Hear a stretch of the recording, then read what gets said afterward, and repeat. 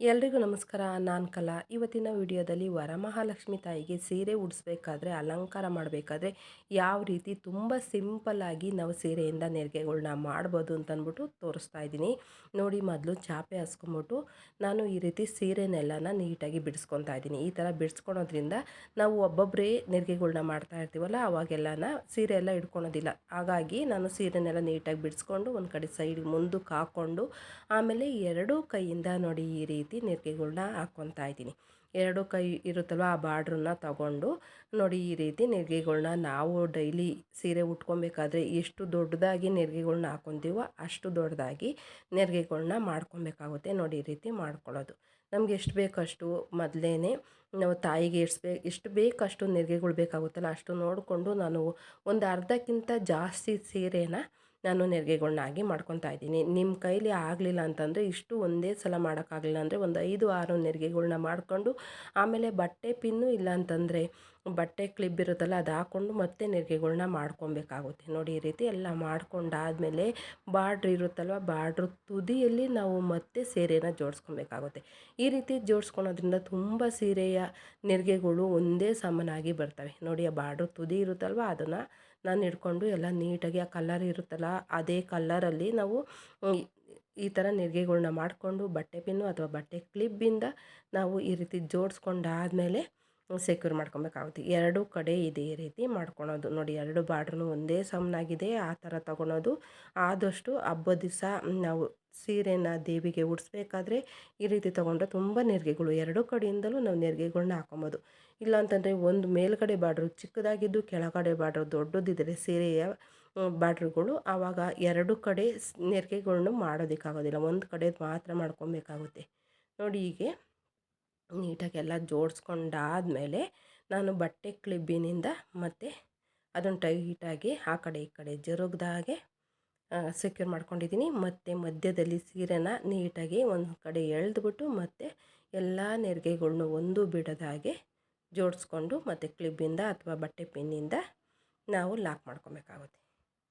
ನೋಡಿ, ಮಧ್ಯದಲ್ಲಿ ಮಾಡ್ಕೊಳೋದು. ನಿಮಗೆ ಅಭ್ಯಾಸ ಇದ್ದರೆ 3 ಮಾಡಿಕೊಂಡ್ರೆ ಸಾಕು. ಇಲ್ಲ ಅಂತಂದರೆ ಮತ್ತೆ ಮಧ್ಯದಲ್ಲಿ ನೀವು ಇನ್ನು 2 ಕ್ಲಿಪ್ಗಳನ್ನ ಮತ್ತೆ ನೆರಿಗೆಗಳ್ನೆಲ್ಲ ಜೋಡಿಸ್ಕೊಂಡು ಮಾಡ್ಕೊಳೋದ್ರಿಂದ ಒಂದು ಸ್ವಲ್ಪನೂ ಜರುಗೋದಿಲ್ಲ. ಕ್ಲಿಪ್ ಹಾಕಿದ್ರೆ ನಿಮಗೆ ಒಂದು ಸ್ವಲ್ಪನಾದ್ರು ಜರುಗುತ್ತೆ ಅಂತ ಅನಿಸಿದ್ರೆ ನೀವು ಬಟ್ಟೆ ಪಿನ್ನಿಂದ ನೀವು ಲಾಕ್ ಮಾಡ್ಕೊಬೇಕಾಗುತ್ತೆ. ನೋಡಿ, ಈ ರೀತಿ ಹೊಸದಾಗಿ ಕಲಿಯೋರು, ಹೊಸದಾಗಿ ಸೀರೆ ಉಡಿಸೋರು ಒಂದು 5 ಕಡೆ ಈ ರೀತಿ ಮಾಡಿಕೊಂಡ್ರೆ ಒಂದು ಸ್ವಲ್ಪನೂ ಸೀರೆಯಲ್ಲಿ ನಾವು ಹಾಕಿರೋಂಥ ನೆರಿಗೆಗಳು ಜರುಗೋದಿಲ್ಲ.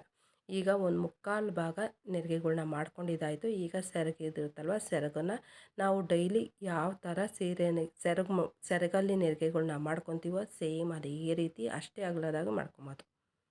ನೋಡಿ, ಈ ರೀತಿ ಮಾಡ್ಕೊಬೋದು. ಒಂದು ಸಲ 2 ಸಲ ಒಂದು ಸ್ವಲ್ಪ ಟ್ರೈನಿಂಗ್ ತೊಗೊಳೋದ್ರೊಳಗೆ ಒಂದು 2-3 ಸಲ ಉಡ್ಸೋದ್ರೊಳಗೆ ಆರಾಮಾಗಿ ನಾವು ಉಡಿಸ್ಕೊಬೋದು. ನಾವು ಮೊದಲೇ ಒಂದು ಸ್ವಲ್ಪ ಪ್ರಾಕ್ಟೀಸ್ ಮಾಡೋದ್ರಿಂದ ಬೇಗನೆ ಆಗುತ್ತೆ. ನೋಡಿ, ಈ ರೀತಿ ನೆರಿಗೆಗಳ್ನೆಲ್ಲ ಮತ್ತೆ ಜೋಡಿಸ್ಕೊಂಡಾದಮೇಲೆ ನಾವು ಬಟ್ಟೆ ಪಿನ್ನು ಅಥವಾ ಬಟ್ಟೆ ಕ್ಲಿಪ್ಪಿಂದ ಲಾಕ್ ಮಾಡ್ಕೊಬೇಕಾಗುತ್ತೆ. ಹೀಗೆ ಒಂದು 2-3 ಪಿನ್ನುಗಳ್ನ ಇಲ್ಲ ಕ್ಲಿಪ್ಗಳ್ನ ಹಾಕ್ಕೊಂಡ್ರೆ ನೀಟಾಗಿ ಒಂದು ನೆರಿಗೆನೂ ಜರುಗೋದಿಲ್ಲ. ಇಷ್ಟೇ ಸಿಂಪಲ್ಲು ನಾವು ಮಾಡ್ಕೊಳೋದು. ಆರಾಮಾಗಿ ಮಾಡಿ ಈ ಥರ 3 ದಿವಸ ಮುಂಚೆ ಇಲ್ಲ 4 ದಿವಸ ಮುಂಚೆ, ವಾರದ ಮುಂಚೆ ಮಾಡಿಟ್ಕೊಂಡ್ರೂ ಪರವಾಗಿಲ್ಲ ಫ್ರೆಂಡ್ಸ್. ಆರಾಮಾಗಿ ನಾವು ಅವತ್ತು ದೇವಿಯ ಅಲಂಕಾರ ಮಾಡೋನಾಗ ತುಂಬಾ ಈಸಿ ಆಗುತ್ತೆ. ಮಿನಿಮಮ್ 1 ಅವರ್ ಆದರೂ ನಮ್ಗೆ ಟೈಮ್ ಉಳಿದ್ಬಿಡುತ್ತೆ. ನೋಡಿ, ಒಂದು 3 ಪಿನ್ ಮಾಡ್ಕೊಂಬಿಟ್ರೆ ಸಾಕು. ಮಧ್ಯದಲ್ಲಿ ಒಂದು 2 ಮೊಳ ಇರುತ್ತಲ್ವ ಸೀರೆ, ನೋಡಿ ಸೆರಗಿಂದು ಮತ್ತು ನಾವು ಆವಾಗಲೇ ಮಾಡ್ಕೊಂಡಿದ್ವಲ್ಲ ಆ ಪಿನ್ನು 2 ಸೇರಿ ಮಧ್ಯದಲ್ಲಿ ಒಂದು 2 ಮೊಳ ಸೀರೆ ಉಳಿದಿರುತ್ತೆ. ಅದು ಬೇಕಾಗುತ್ತೆ. ಹಿಂದೆ ನಾವು ದೇವಿಗೆ ಸೆರಗು ತೊಗೊತೀವಲ್ಲ ಆವಾಗ ಬೇಕಾಗುತ್ತೆ. ಹಾಗಾಗಿ ಮಧ್ಯದಲ್ಲಿ ಹಾಗೇ ಬಿಡಬೇಕಾಗುತ್ತೆ. ಈಗ ನೋಡಿ, ಈ ರೀತಿ ಜೋಡಿಸ್ಕೊಳೋದು. ಈಗ ಜೋಡಿಸ್ಕೊಂಡು ಅಲ್ಲೇ ಒಂದು ನಾವೇನಾದ್ರೂ ಒಂದು ದಾರ ಕಟ್ಕೊಬೋದು. ಇಲ್ಲಾಂತಂದರೆ 2 ಸೇರಿ ನೋಡಿ, ಈಗ ನಾನು ದಾರ ಕಟ್ಕೊತಾ ಇದ್ದೀನಿ, ಆಗಬೇಕಾದ್ರೂ ಕಟ್ಕೊಬೋದು.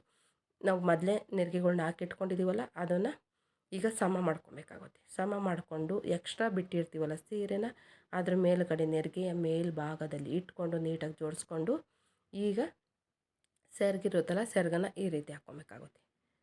ಸೆರಗನ್ನು ಕಟ್ಟಿಬಿಟ್ಟು ಬೇಕಾದ್ರೆ ಹಾಗೇ ಇಟ್ಕೊಬೋದು. ಇಲ್ಲಾಂತಂದರೆ ಒಂದೇ ದಾರದಲ್ಲಿ ಕಟ್ಟಬೇಕು ಅಂತಂದರೆ ಈ ಥರ ಕಟ್ಕೊಬೋದು. ನೋಡಿ, ಎಷ್ಟು ಈಸಿ. ಈ ಥರ ಮಾಡಿ ಇಟ್ಕೊಂಬಿಡಿ ಫ್ರೆಂಡ್ಸ್. ಆರಾಮಾಗಿ ನಾವು ಆವತ್ತು ಈಸಿಯಾಗಿ ಸೀರೆ ಉಡಿಸೋದಕ್ಕೆ ಅನುಕೂಲ ಆಗುತ್ತೆ. ನೋಡಿದ್ರಲ್ಲ, ಇಷ್ಟು ಸಿಂಪಲ್ಲಾಗಿ ನೆರಿಗೆಗಳ್ನ ತುಂಬ ಈಸಿಯಾಗಿ ಮಾಡ್ಬೋದು ಅಂತ ಅಂದ್ಬಿಟ್ಟು ಇವತ್ತಿನ ವಿಡಿಯೋದಲ್ಲಿ ನಿಮ್ಮ ಜೊತೆ ಹಂಚ್ಕೊಂಡಿದ್ದೀನಿ. ಈ ವಿಡಿಯೋ ನಿಮ್ಮೆಲ್ಲರಿಗೂ ಇಷ್ಟ ಆಗಿದೆ ಅಂತ ನಾನು ತಿಳ್ಕೊತಾ ಇದ್ದೀನಿ.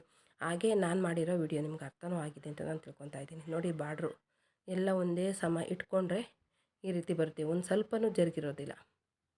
ನೋಡಿ ಎಷ್ಟು ಚೆನ್ನಾಗಿದೆ. ತುದಿ ಭಾಗದಲ್ಲಿ ಏನಾದರೂ ಸೀರೆ ಇಟ್ಕೊಂಡು ಮಾಡಿದ್ರೆ ಒಂದು ಸ್ವಲ್ಪ ಆ ಕಡೆ ಈ ಕಡೆ ಜರುಗೋ ಚಾನ್ಸ್ ಇರುತ್ತೆ. ಹಾಗಾಗಿ ಬಾರ್ಡ್ರ್ ಇರುತ್ತಲ್ವ, ಆ ಬಾರ್ಡ್ರು ಇಟ್ಕೊಂಡು ಆರಾಮಾಗಿ ಮಾಡ್ಕೊಬೋದು. ನೋಡಿ ಹೀಗೆ ಒಂದು ದಾರದಲ್ಲಿ ಕಟ್ಕೊಂಬಿಡ್ಬೋದು. ನೋಡಿ ಎಷ್ಟು ಚೆನ್ನಾಗಿ ಕಾಣಿಸ್ತಾ ಇದೆ, ಎಷ್ಟು ಸಮನಾಗಿ ನೆರಿಗೆಗಳು ಬಂದಿದ್ದಾವೆ. ಒಂದು ಸ್ವಲ್ಪನೂ ಜರುಗೋದಿಲ್ಲ, ಹಾಗೇ ಇಟ್ಕೊಬೋದು ನೀಟಾಗಿ. ಮಧ್ಯದಲ್ಲೆಲ್ಲನ ಎಷ್ಟು ಚೆನ್ನಾಗಿ ಕಾಣಿಸ್ತಾ ಇದೆ ನೋಡಿ. ನೋಡಿ ಆ ಥರ ಮಡಚಿಟ್ಕೊಂಡ್ರೆ ಆಯಿತು.